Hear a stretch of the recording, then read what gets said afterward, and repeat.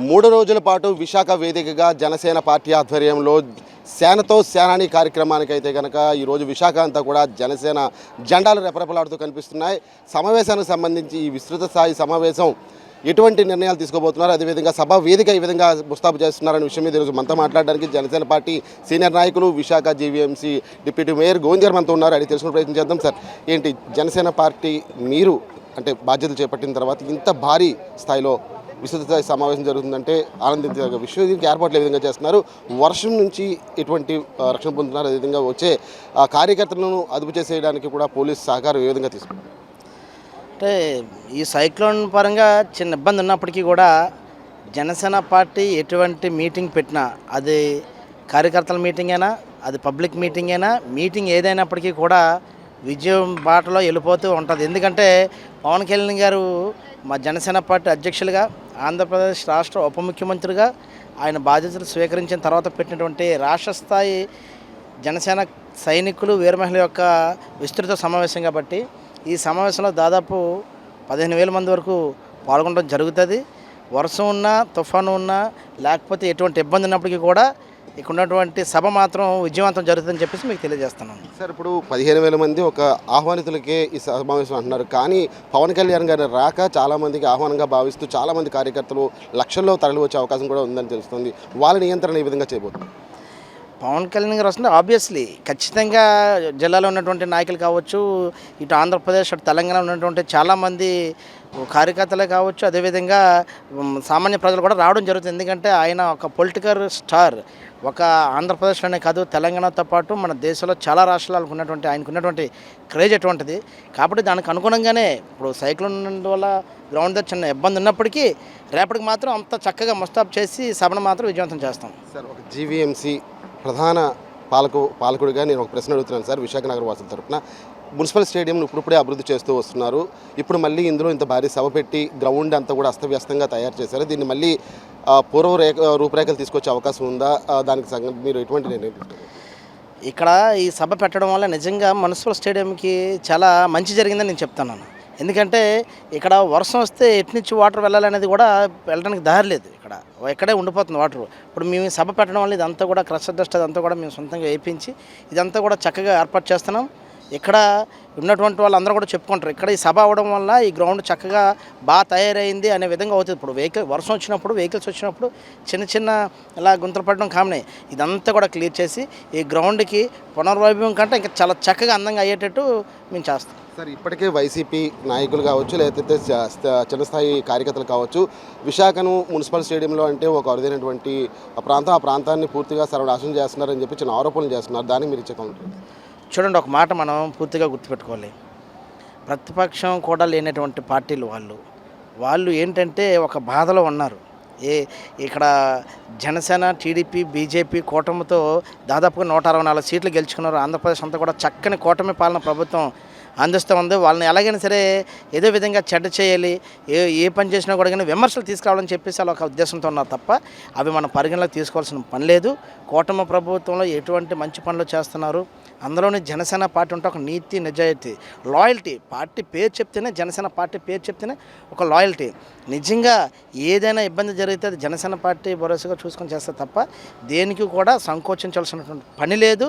That is Janasena. Thank you sir. Thank you so much sir. అది చూసాం కదా, పూర్తి స్థాయిలో చూస్తే కనుక ఎన్ని ఇబ్బందులు, ఎన్ని అవాంఛనీయ సంఘటనలు ఎదురైనప్పటికీ కూడా సభనైతే కనుక విజయవంతంగా ముందుకు కొనసాగిస్తామని చెప్తున్నారు. ఇప్పుడు మనం చూస్తున్నాము, ఏదైతే మున్సిపల్ స్టేడియం వేదికగా జరుగుతున్నటువంటి సేనతో సేనాని కార్యక్రమానికి సంబంధించి ఏర్పాట్లు ఏ విధంగా జరుగుతున్నాయనే విషయం మీద అయితే కనుక ఒక భారీ పెండోల్కి సంబంధించినటువంటి ఏర్పాట్లు చేస్తున్నారు. అంటే వర్షం కావచ్చు, లేకపోతే ఎండ కావచ్చు, ఏదో వచ్చినా సరే లోపల ఈ 15,000 మంది ఎవరైతే ఆహ్వానితులు ఉన్నారో ఆహ్వానితులకి ఎటువంటి ఇబ్బంది కలుగుకుంటూ అయితే కనుక పూర్తి స్థాయిలో ఏర్పాట్లు చేస్తున్నారు. దీనికి సంబంధించి భారీ స్థాయిలో ఎల్సీడీ స్క్రీన్ కూడా ఏర్పాటు చేయడం జరుగుతుంది. ఇప్పటికే అంటే 3 రోజుల పాటు జరుగుతున్నటువంటి సభ, అంటే నిన్నే పవన్ కళ్యాణ్ కూడా విశాఖ రావడం జరిగింది ఉప ముఖ్యమంత్రిగా. అయితే జనసేనాని ఈ వైఎంసీఏ దగ్గర ఉన్నటువంటి బేవ్యూ హోటల్లో అయితే కనుక కార్యకర్తలు, అదేవిధంగా ముఖ్యమైన నాయకులతో అయితే కనుక సమావేశం నిన్న జరిగింది. ఈరోజు కూడా మరింత మంది ముఖ్యమైన నాయకులతో అయితే కనుక అదే ప్రాంతంలో, అదే ఆడిటోరియంలో అయితే కనుక అదే సమావేశ మందిరంలో సమావేశం అవుతున్నారు.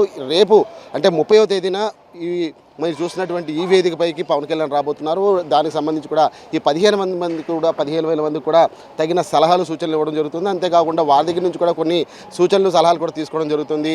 ఇంత భారీ సభ అంటే గతంలో పార్టీ ఆవిర్భావ దినోత్సవానికి సంబంధించి జరిగిన సభ కంటే రెట్టింపు ఉత్సాహంతో అయితే కనుక ఇటు జన సైనికులు జనసేనలు కూడా చేయడానికి అయితే కనుక నిశ్చయించుకున్నారు. ఎప్పటికప్పుడు ఇక్కడ ఉన్నటువంటి పరిస్థితులు కూడా అర్థం చేసుకుంటే కనుక జనసేన అధినేత అదేవిధంగా పవన్ కళ్యాణ్ ఉప ముఖ్యమంత్రిగా అయిన తర్వాత విశాఖలో ఇంత భారీ సభ జరుగుతున్న కారణంగా అయితే కనుక 2 తెలుగు రాష్ట్రాల నుంచి అంటే తెలంగాణ ఇటు ఆంధ్రప్రదేశ్ సంబంధించి కార్యకర్తలు కావచ్చు లేదా జన సైనికులు కావచ్చు భారీ స్థాయిలో వచ్చే అవకాశం ఉంది. కాబట్టి దానికి తగ్గట్టు ఏర్పాటు చేస్తున్నామని చెప్పి కూడా జనసేన నాయకులు చెప్తున్నారు. అయితే 15,000 మందిని మాత్రమే లోపలికి అనుమతించి మిగతా వాళ్ళని బయట ఉంచితే కనుక ఎటువంటి ఇబ్బందులు ఎదురవుతాయనే విషయం మీద కూడా ముందస్తుగా అన్ని ఏర్పాట్లు చేస్తున్న నేపథ్యం కనిపిస్తుంది.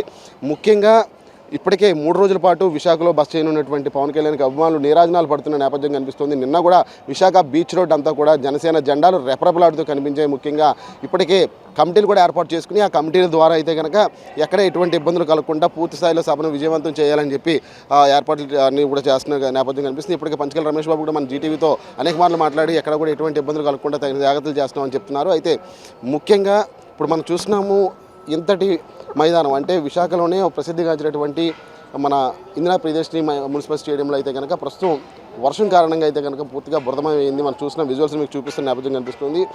ఇంతటి బురదమైనప్పుడు కూడా వర్షాలు కాదు ఎటువంటి విపత్తులు తలెత్తినప్పటికీ కూడా జనసేన పార్టీ సంకల్పానికి అయితే కనుక ఏది కూడా అడ్డురాదు, సభనైతే కనుక జయప్రదం చేసి తీరుతామని చెప్తున్నారు. అయితే కొంతమంది స్థానికులు కావచ్చు లేదంటే వైఎస్ఆర్ కాంగ్రెస్ పార్టీకి సంబంధించిన కొంతమంది నాయకులు కార్యకర్తలు అయితే కనుక చక్కని మున్సిపల్ స్టేడియంని అస్తవ్యస్తంగా తయారు చేశారు ఈ జన సైనికులు అని చెప్పి ఒక ఆరోపణలు చేస్తున్నారు. అయితే ఇప్పుడే మనం గోవింద్ గారు నోటి వెంట కూడా విన్నాం.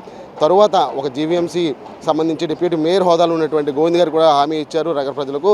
సభ అయిన తర్వాత తప్పకుండా యథాస్థితికి, అంతేకాకుండా గతంలో కన్నా మెండుగా ఈ స్టేడియంని తీర్చిదిద్దామని చెప్పి మన జీటీవీ వేదికగా అయితే కనుక ఆయన స్పష్టమైనటువంటి వాగ్దానం చేయడం జరిగింది.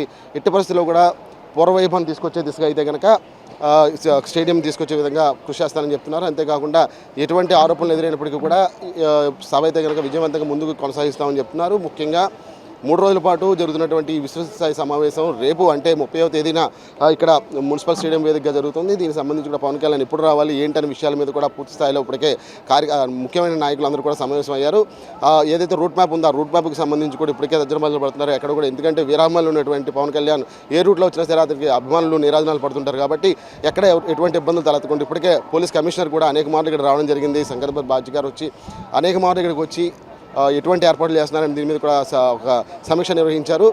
అదేవిధంగా ఈరోజు ఉన్నటువంటి అదేవిధంగా రేపు కూడా మంత్రి నారా లోకేష్ కూడా విశాఖలో బస చేయనున్నారు. అదేవిధంగా ఈరోజు ముఖ్యమంత్రి చంద్రబాబు నాయుడు కూడా వివిధ కార్యక్రమాల్లో విశాఖ వచ్చి పాల్గొనున్నారు. అంటే ముఖ్యమైనటువంటి నాయకులు కూటమికి సంబంధించి ముఖ్యమైన నాయకులు ముగ్గురు కూడా ఈరోజు విశాఖలో బస చేస్తున్న నేపథ్యంలో అయితే కనుక ఇటు పోలీసుల సర్దుబాటు కూడా కమిషనర్కి కొంచెం తలనొప్పుగా మారిందని చెప్పుకోవడం ఎటువంటి అతిశయోక్తి లేదు. అయినప్పుడు కూడా పర్యటనలు అదేవిధంగా నాయకులు వెళ్తున్నటువంటి ప్రతి చోట కూడా ఏర్పాట్లు అదేవిధంగా పూర్తి స్థాయిలో భద్రత కూడా ఏర్పాటు చేస్తున్నారు. విశాఖ మున్సిపల్ స్టేడియంగా వేదికగా రేపు జరగనటువంటి ఈ సేనాని కార్యక్రమం అంటే విస్తృత స్థాయి సమావేశానికి అయితే కనుక ఎటువంటి ఇబ్బందులు తలెత్తకుండా తగిన జాగ్రత్తలు అన్నీ కూడా తీసుకుని చేస్తున్నామని చెప్పి ఇప్పటికే పోలీసు అధికారులు కూడా చెప్పడం జరిగింది.